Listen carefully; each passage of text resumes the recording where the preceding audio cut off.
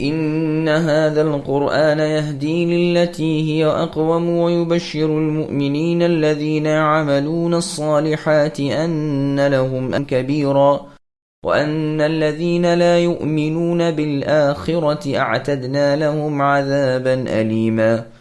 یقیناً یہ قرآن وہ راستہ دکھاتا ہے جو بہت ہی سیدھا ہے، اور ایمان والوں کو جو نیک اعمال کرتے ہیں اس بات کی خوشخبری دیتا ہے کہ ان کے لیے بہت بڑا اجر ہے، اور یہ کہ جو لوگ آخرت پر یقین نہیں رکھتے ان کے لیے ہم نے دردناک عذاب تیار کر رکھا ہے۔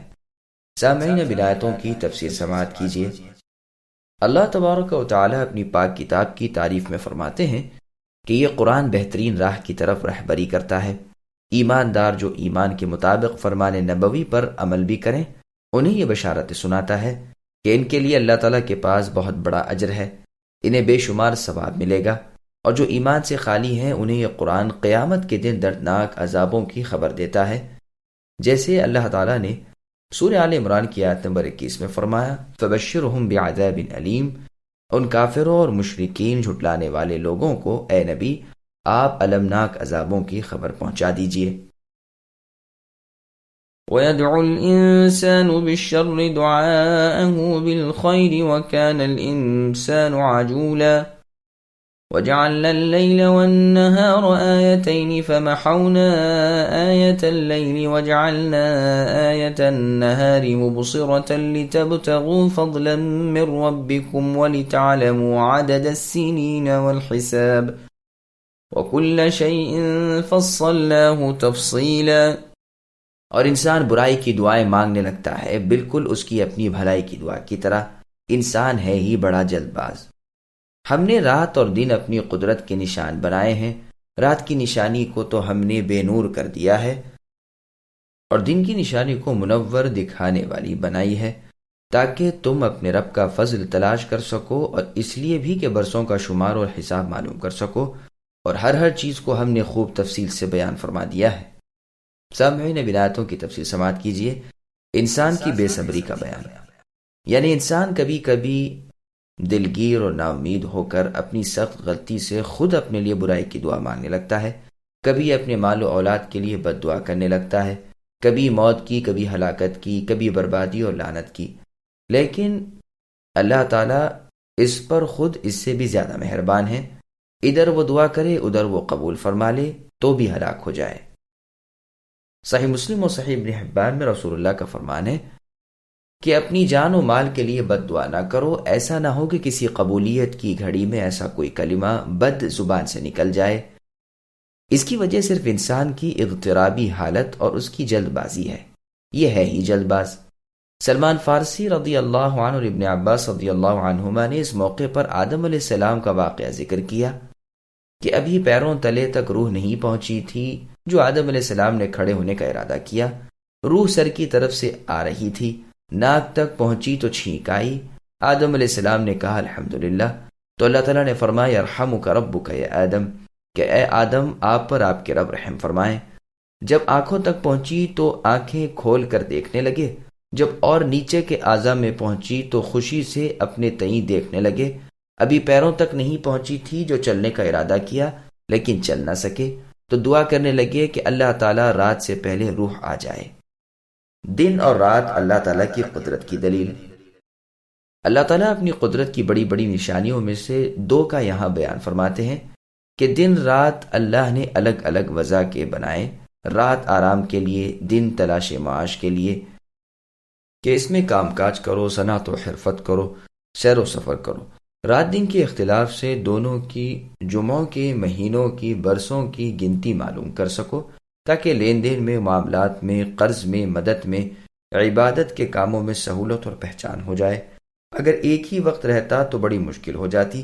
سچ ہے اگر اللہ تعالیٰ چاہتے تو ہمیشہ رات ہی رات رکھتے، کوئی اتنی قدرت نہیں رکھتا کہ دن کر دے، اور اگر اللہ تعالیٰ ہمیشہ دن ہی دن رکھتے تو کس کی مجال تھی کہ رات لا دے۔ یہ نشانات قدرت سننے دیکھنے کے قابل ہیں، یہ اللہ ہی کی رحمت ہے کہ رات سکون کے لیے بنائی اور دن تلاش معاش کے لیے۔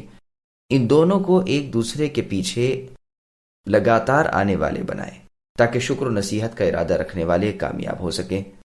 اللہ ہی کے ہاتھ رات دن کا اختلاف ہے، وہ اللہ رات کا پردہ دن پر اور دن کا لفافہ رات پر چڑھا دیتے ہیں۔ سورج چاند اللہ ہی کی ماتحتی میں ہے، ہر ایک اپنے مقرر وقت پر چل پھر رہا ہے۔ وہ اللہ تعالیٰ غالب اور غفار ہیں، وہ صبح کا چاک کرنے والے ہیں۔ اللہ ہی نے رات سکون والی بنائی ہے اور سورج چاند کو مقرر کیا ہے۔ یہ سب کچھ اللہ تعالیٰ زبردست علم والے کا مقرر کیا ہوا اندازہ ہے۔ رات اپنے اندھیرے سے چاند کے ظاہر ہونے سے پہچانی جاتی ہے اور دن روشنی سے اور سورج کے چڑھنے سے معلوم ہو جاتا ہے۔ سورج چاند دونوں ہی روشن اور منور ہیں، لیکن ان میں بھی پورا تفاوت رکھا کہ ہر ایک پہچان لیا جا سکے۔ سورج کو بہت روشن اور چاند کو نورانی اللہ ہی نے کیا ہے۔ منزلیں اللہ ہی نے مقرر کی ہیں تاکہ حساب اور سال معلوم رہیں۔ اللہ تعالیٰ کی یہ پیدائش حق ہے۔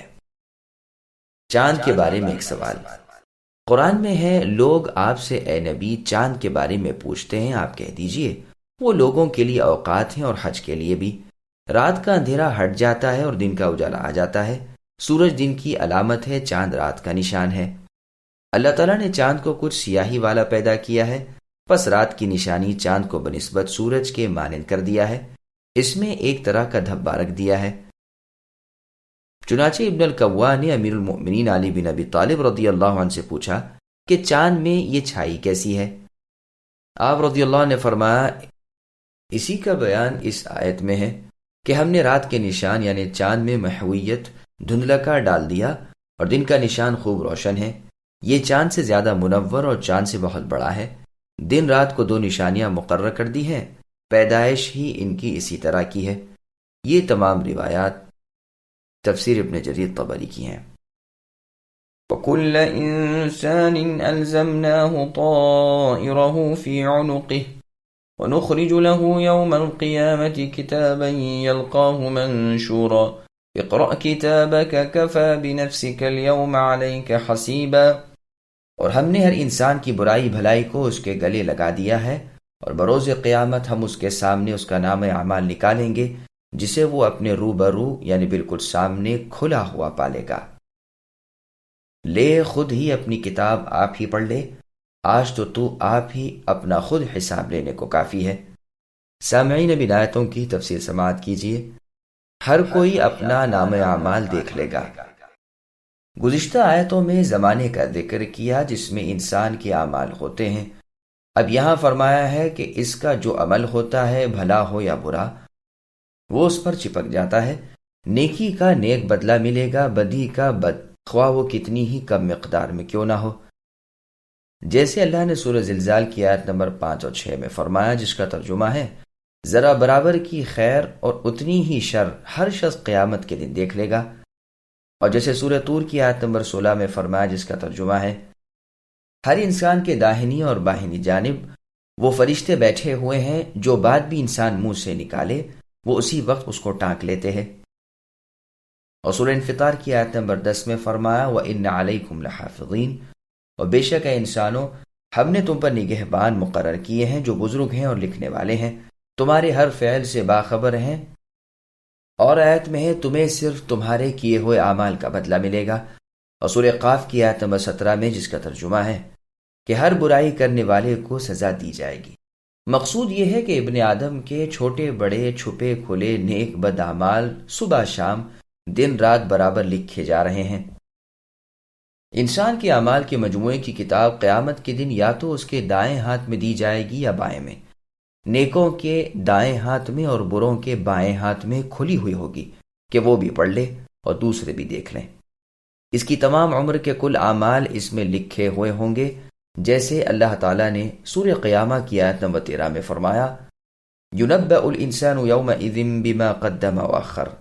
اس دن انسان اپنے تمام اگلے پچھلے اعمال سے خبردار کر دیا جائے گا۔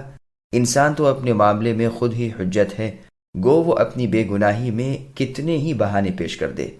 اس وقت اس سے فرمایا جائے گا کہ خوب جانتا ہے کہ تجھ پر ظلم نہ کیا جائے گا، اس میں وہی لکھا گیا ہے جو تو نے کیا ہے۔ اس وقت چونکہ بھولی بھسری چیزیں بھی یاد آ جائیں گی، اس لیے در حقیقت کوئی عذر پیش کرنے کی گنجائش نہ رہے گی۔